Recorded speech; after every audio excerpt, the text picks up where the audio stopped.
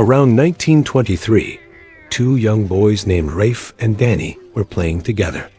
They pretended to be fighting Germany during World War I while watching Rafe's father fly a plane overhead. Suddenly, Danny's father intervened.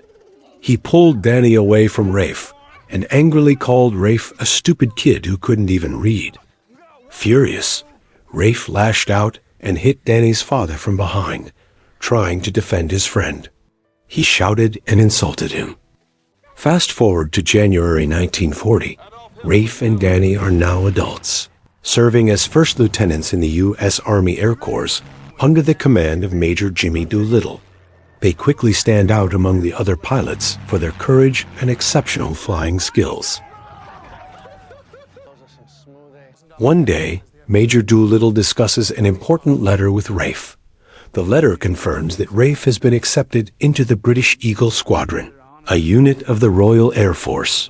The offer would allow Rafe to fight in the war voluntarily, even though the United States has not yet officially joined the conflict.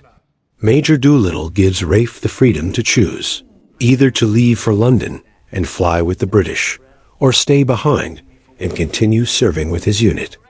Rafe talked to Danny and lied about Major Doolittle, who assigned him to London, without telling him that it was his own choice to be a volunteer. On a train heading to New York, a nurse named Evelyn chats with another nurse about their work as military nurses. During the conversation, Evelyn begins to share her romantic love story with Rafe, which started 4 weeks earlier. She explains how she once passed Rafe during his medical examination, even though he suffered from dyslexia, a reading impairment. Evelyn describes Rafe as the most romantic man she has ever known, recalling the 4 weeks and 2 days they spent together. When the train arrives, Rafe and Evelyn enjoy New York City together. They go dancing at a nightclub alongside other pilots and nurses, fully embracing the excitement of the moment. Afterward, they head to the New York harbor, where they impulsively take a boat and sail among police boats, enjoying their time together without permission. Yeah, it is. Rafe. Oh, I guess you're right. Later, when they return to the hotel, Rafe suddenly tells Evelyn about his decision to join the Eagle Squadron and fight to help the British. His confession shocks Evelyn, but Rafe reassures her that he will come back to her. Because of that promise, he asks Evelyn not to see him off the next morning. However, Evelyn still came to the station to surprise Rafe. He saw her heading to the train station to say goodbye, but Evelyn never noticed him. In that moment, Rafe realized that Evelyn truly loved him. As the war rages on, Rafe witnesses the brutal reality of the British Air War. He sees damaged planes riddled with bullet holes being repaired, some of them still stained with the blood of pilots who flew them before and never returned. Those same planes are prepared to fly again into battle. Meanwhile, in another part of the world, the United States begins strengthening its defenses in preparation for an inevitable war. At the same time, Japan is secretly planning a massive, coordinated attack on Pearl Harbor, assigning pilots and officers for the operation. While Japan was secretly preparing its strategy, Danny, Evelyn, and the other military personnel were assigned to Pearl Harbor, completely unaware of the massive threat slowly approaching them. Amid the cold and chaos of war, Rafe and Evelyn remain connected. No matter the distance, they continue sending letters to each other, always sharing what they are going through while enduring a long-distance relationship. One day, a fierce air battle erupts. Rafe leads his squadron with skill and determination, shooting down enemy planes one by one. I'm under fire! I'm taking fire! But suddenly, an enemy aircraft appears behind him and opens fire relentlessly. Rafe's plane is badly hit. His aircraft crashes into the sea, and Rafe is killed in the explosion. With a shattered heart, Danny delivers the devastating news to Evelyn. The loss deeply affects everyone who is close to Rafe. The best pilot America had is gone, leaving behind grief and silence. 3 months pass after Rafe's death. Slowly, as they share the same pain and loss, Evelyn and Danny begin to develop feelings for each other. This wasn't intentional, nor was it merely a coincidence. Somehow, those feelings emerged, along with a courage Danny never knew he had. Danny, who had always been reserved and shy, slowly realized that he had fallen in love with the one woman he was never supposed to love, the girlfriend of his best friend.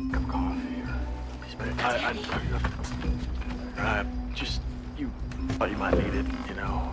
Evelyn's friends begin to notice the signals Danny is giving. They can sense the feelings slowly growing between the two of them. Rather than judging her, they encourage Evelyn to move on with her life without being forever haunted by Rafe's memory. To them, Evelyn deserves happiness, even if it means starting a new chapter after such a painful loss.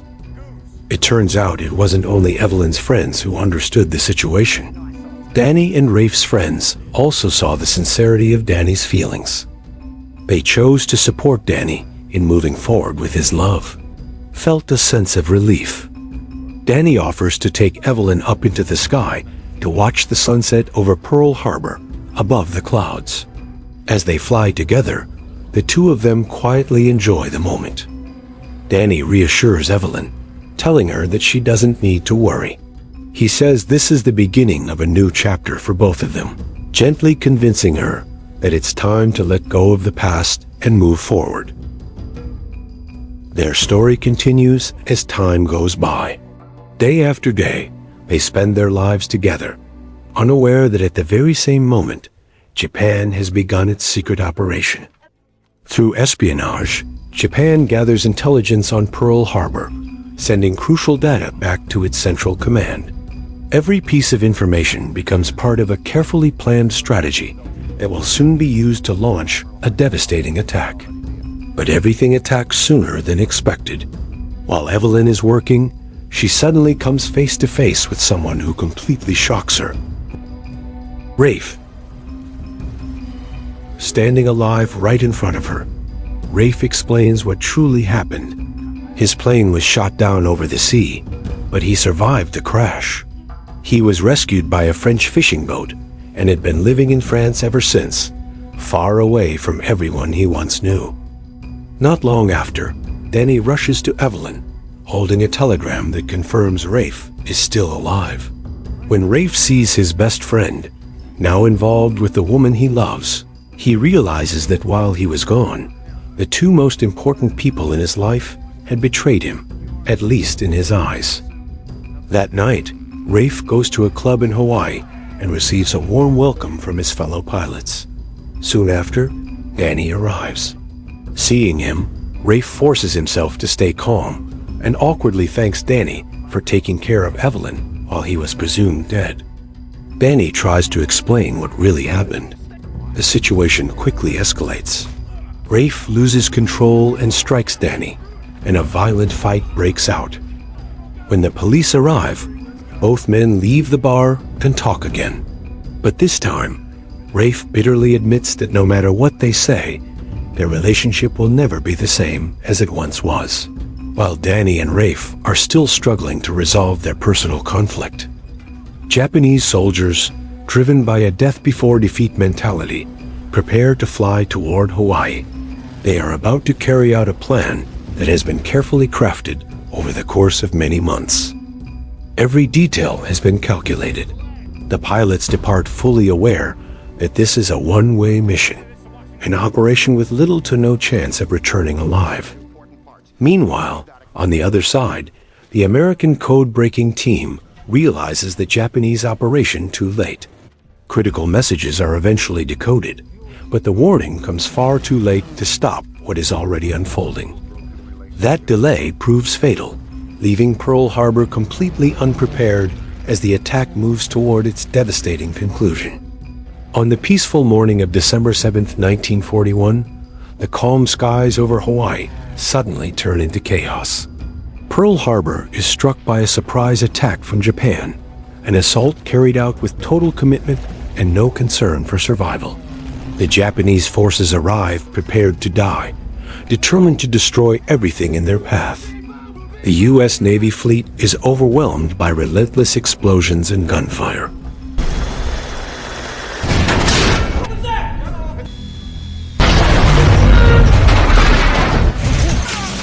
Battleships are torn apart, bodies scattered across the harbor. The devastation does not stop at the docks. Hospitals and airfields are also targeted, plunging the entire area into uncontrollable panic. Amid the destruction, American soldiers summon every ounce of courage they have to fight back. Rafe and Danny struggle desperately to reach their aircraft under constant bombardment. With help from their fellow servicemen, they manage to take off and engage the enemy in the air. Their skill as pilots becomes undeniable as they shoot down several Japanese planes attempting to retreat from Pearl Harbor.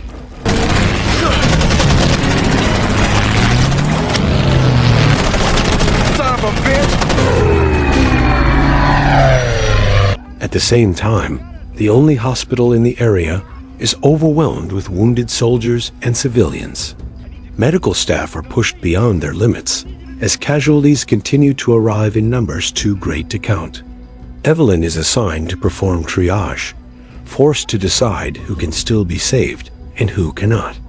In the midst of the chaos, she is devastated when she discovers that her close friend Betty has been killed. The attack on Pearl Harbor becomes one of the darkest days in American history, claiming more than 3,000 lives. Soon after, the President of the United States addresses the nation, declaring the country's readiness to go to war against the Japanese Empire.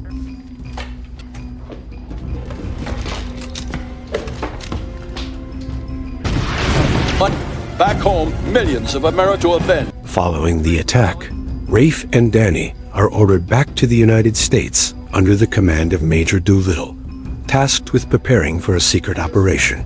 While Rafe is packing his belongings, Evelyn comes to see him and reveals a painful truth: she is carrying Danny's child.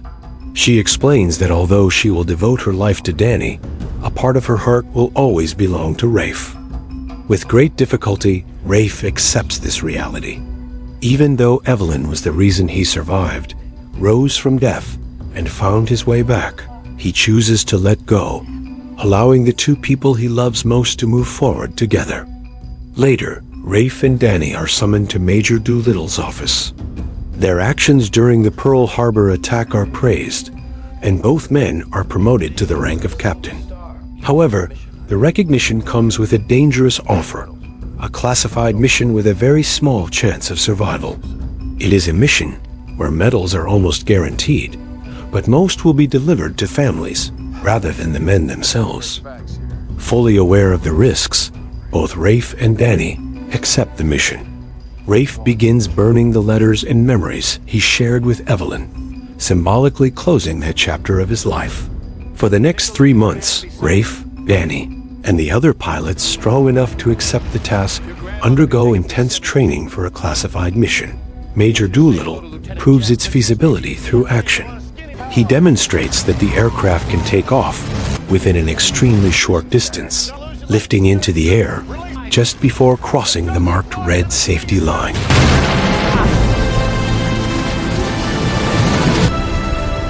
It is then that the true nature of the secret mission is revealed. Their target is no longer symbolic retaliation, but the very heart of Japan, Tokyo. Concern spreads among the pilots as they realize they will be attacking with only 16 aircraft, a stark contrast to the hundreds of planes Japan used in the assault on Pearl Harbor.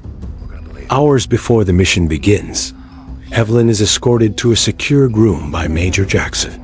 This precaution is meant to protect her, while also allowing her to receive direct updates on the progress of the secret mission, giving her a way to learn what happens to Rafe and Danny.